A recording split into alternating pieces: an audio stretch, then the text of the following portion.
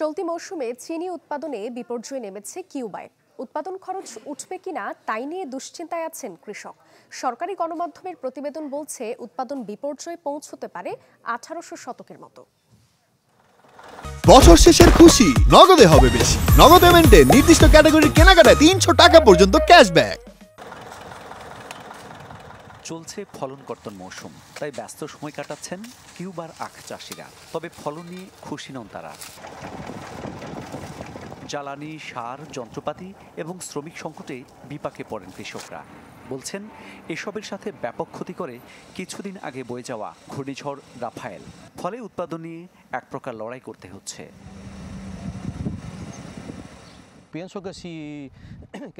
আখ একটি অত্যন্ত নমনীয় উদ্ভিদ। কিছুদিন আগে হারিকেন রাফায়েলের আঘাতে ব্যাপক ক্ষতি হয় আমাদের। সরকার যদি সার, কীটনাশক ও জ্বালানি সরবরাহ করত তবে উপকার হতো। কমিউনিস্ট শাসনের কিউবার অর্থনীতির প্রধান চালিকা শক্তি চিনি শিল্প, যাতে মূল ভূমিকা পালন করে রাষ্ট্রীয় প্রতিষ্ঠানগুলো। গেল বছর এই সময় 24টি মিল চালু করলেও আখ উৎপাদন কমে যাওয়ায় এবার চালু করা গেছে মাত্র 15টি।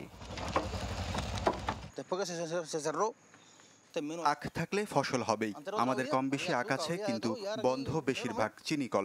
এমনকি এই ফসল যে আমরা উৎপাদন করতে যাচ্ছি তাও খাওয়ার জন্য অপ্রতুল। দেশের চাহিদা আমরা পূরণ করতে পারছি না। এমন বাস্তবতায় দেশটির প্রাদেশিক মিডিয়ার আভাস, একসময় লাখ লাখ টন চিনি উৎপাদন করলেও চলতি মৌসুমে হতে পারে মাত্র 3 লাখ টনের মতো।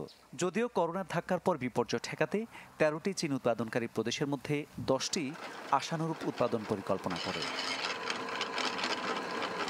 মামুন উর রশিদ, চ্যানেল 24।